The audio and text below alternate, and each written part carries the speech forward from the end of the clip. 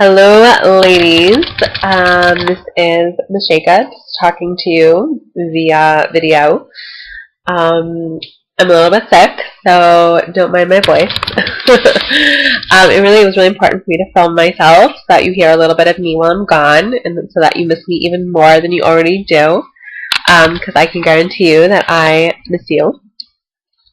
So today we're going to be learning about melachim aleph, parak tet zayin.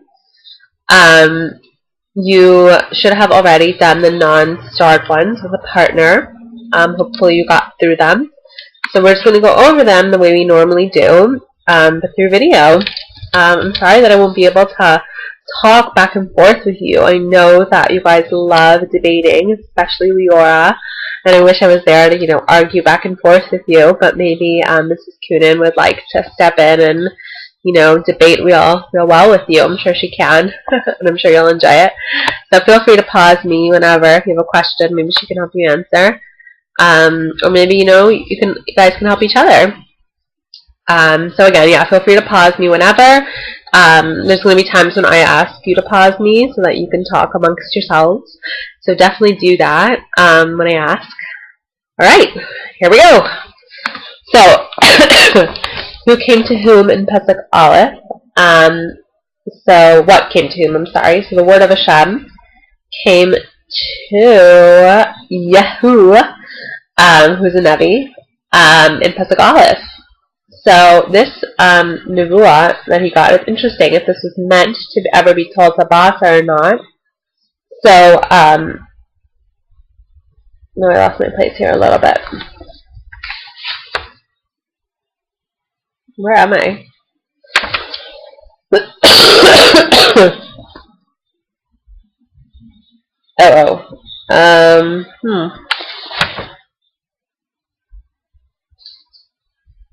Okay, so according to Barbanel, his prophecy was meant to be sold to Basa, which kind of makes sense because in the next verse he ends up talking to Basa. So a little bit funny that the other person, Malbim, says that it was not because it is told. But according to Malbim, this was supposed to be something private, and the reason that Hashem told him it is that even though he was not to reveal it, and the prophecy was not fulfilled. Oh, that there's a phrase that says that Hashem won't do anything unless he has revealed his secret to the prophet. So even though Basa will die a so-called natural death, Hashem still wanted his prophet to know what was going on. Right. What was the summary? Okay, so for that, it's just whatever Barbanel says yes, Malbim says no, and that it's important to know that Hashem really takes his relationship with his prophet seriously, and seriously enough to tell them whatever his plans are. So I think that's interesting about Hashem's relationship with the prophets. Okay, so the summary of the prophecy, is very similar actually to the same one as Yeroboam got, which is basically that Basa is awful, and Hashem is ready to punish him, and he's going to pursue his house, and the house will be like Yeroboam, and anyone from that house is going to die in the city, and the dogs will eat them. They won't be buried properly. So this is quite a severe punishment, as was Yeroboam's, although I guess it was well deserved. Basa, though, is considered, it's as if he's it really talks about him as if he's really guilty. So our question is, why is he more guilty than, the average sinner? So, Hashem really made him king only because Yeroboam was, so low. He fell so low. And Basa should have been grateful to Hashem that he gave him this opportunity to be king. And he should have understood that, the only reason he's king in the first place is because Yeroboam is so bad. And this is an opportunity for him to, get rid of Yeroboam and really rise himself up and his kingdom up to a good level. But obviously he didn't, and he became like a carbon copy of Yeroboam, and he really did not learn from him at all. He just became even worse than Yeroboam. I'm sorry. Again, feel free to pause me if you need to, like, write or whatever. Okay. What do you think the words Ami Yisrael teaches us about the relationship between Hashem and His people? So, I'm really interested to know what you guys wrote, and I'm so sad that I'm not there to hear it. I think this is something that I say with you guys a lot. When people ever talk about, the Nevi class, I don't ever say the 8th grade Nevi class. I always say my class and my girls. I always call you girls my girls. And, the reason that I call you that is because I really feel like a special connection with you. And same here with Hashem and His people. So even though Yisrael is kind of like, not on Hashem's good side right now, let's say lightly, Hashem never, like, leaves from being their father. Like, He never leaves, He never abandons them and says, okay, you're not part of my nation anymore. He just says, Ami Yisrael, this is still my nation, Israel, and I still want them to have a good leader, and I still want them to go on the right path, and I still have hope in them. So this is kind of like an affectionate way to refer to His nation, and I think it's nice to know that even though Yisrael keeps messing up, Hashem still desires this close relationship with them. Alright, number 6 is very difficult, and I really want to know if any of you got this.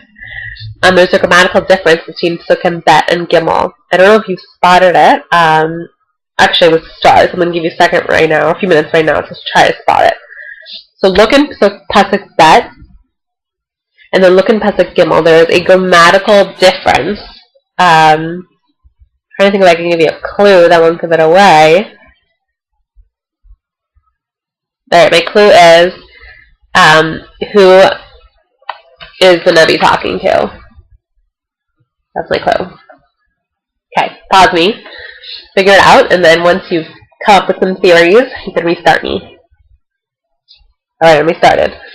The difference is that, in Pasuk Bet, it says, Harim Moticha, which means that the prophet is speaking to Basa, and he says, I have elevated you from the dirt, and I made you ve'etznecha nagid, I made you a ruler over my nation. Then in Pasuk Gimel, it talks about him like in the third person. It says, Hineni mav'ir acharei Basa. Well, it's funny, if I was talking to you, let's say I'm talking to Ahuva, and say, Ahuva, you're an amazing student, and then I turn to Pasuk Gimel and I say, what an amazing student Ahuva is. It's like funny because I'm talking to you, so why would I talk to you in the third person? So this is the same thing here, that the difference is that at first the prophet is talking to Basa like one-on-one, and then he switches to the third person. So this is weird.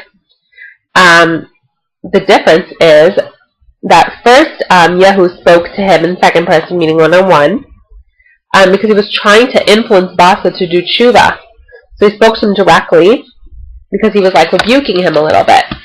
So, if I'm asking, you to do your homework, so I'm going to talk to you one-on-one, and I'm going to say, person X, can you please do your homework? You haven't done it in a long time. And then if I see that you're like not paying attention, and that you're not interested in doing tshuva, which is what Basa, was acting like, then Yehu changed to speaking in the third person because he didn't want it to seem like he was attacking him. So again, at first he was like, listen, you still have a chance to do tshuva. And once Basa showed he wasn't interested, then he changed his tone a little bit and said, alright, well, just so you know, Hashem is going to be attacking Basa and his kingdom. He didn't want to one-on-one attack him. So I guess this can teach us something about the way we speak to each other, that, if we see that our friends are interested in growing and are interested in improving, then we talk to them a certain way, and then hopefully they'll do tshuva. But if they're not interested at all, then we have to change our approach to the way we talk to them. This is an interesting lesson about tochacha in general, about giving rebuke. Maybe you'll learn more about that in high school. Hopefully you will. I learned about it in college, so we'll see when you learn about it. But it is interesting about, how to give rebuke. Alright, babbling a little bit. Okay, where is Basa buried? Pasuk Vav, he was buried in Tirzah. Who reigned in his stead? Ella, his son. Pasuk Zion, before, when it used to tell us that over and over and over again there was warfare between this and that, so now the theme that's repeated over and over and over again are that, just kidding. it's not what's repeated here. Okay, what's repeated here is the prophecy to Basa. One of the possible explanations for why it is repeated here. So there's some things here that weren't mentioned above, which is that Basa is not only being punished for causing Bnei Israel to sin, but also because, he sinned himself. He's been warned, and he still does it. And, even though Basa is no longer king right now, his dynasty is still going to be punished. But now Yehu also told the prophecy to the new king. So again, a few explanations. Number one, Basa is punished not only for causing Bnei Israel to sin, but also for his own sins. Number two, even though Basa was warned, he still didn't do good things. Number three, it's repeated because even though Basa is not king right now, his dynasty is going to be cut short. And number four,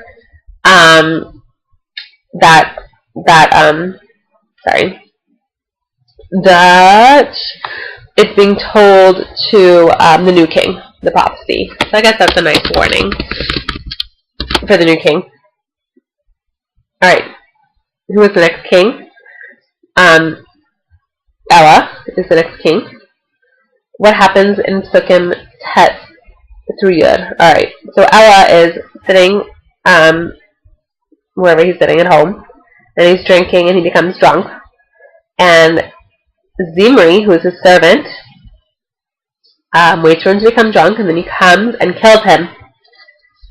And then he reigns in his stead, like instead of him. Why was he home in the first place? It seems that his nation was at war right now with the Plishtim, and he was kind of like, he's not such a good ruler, so he's not out fighting. We remember with David and Melech, anytime there was a war, David was leading the charges. But this guy, Ella, was like home drinking away while his people were going to fight. So it kind of teaches us that A, he's a coward, and B, he's not a good king. He's not a good leader. He doesn't care about his people. He's just home taking care of himself while his people are risking their lives for Bnei Israel. Okay, what is Artem?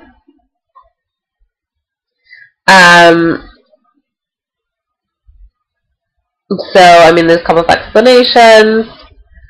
So either Arza is a person who was in charge of the royal palace in Tirzah, or it was an idol. So let's just say you could write down that it was an idol, and Ella was like partying in front of the idol, which does not add to his qualification, to his good qualities, or lack thereof. Alright, what else does Zimri do? Again, this is a theme that's been going on and on. So Zimri kills the entire house of Basa. Everybody. Yeah, that's not it. What does this remind you of? This should remind you of Basa that killed the entire house of Yeroboam. So, Mida can take it, I guess, in this case. What was his motive? His motive was to become king at all costs. So he really wanted to kill everyone that had anything to do with Ella, so that he would really be the rightful next king. This is part one. I know I said a lot, so feel free to rewind or, whatever, pause or whatever. We're going to continue with part two in the next filming. So, okay, I hope all is well, and I hope that this made some sense. Okay, bye.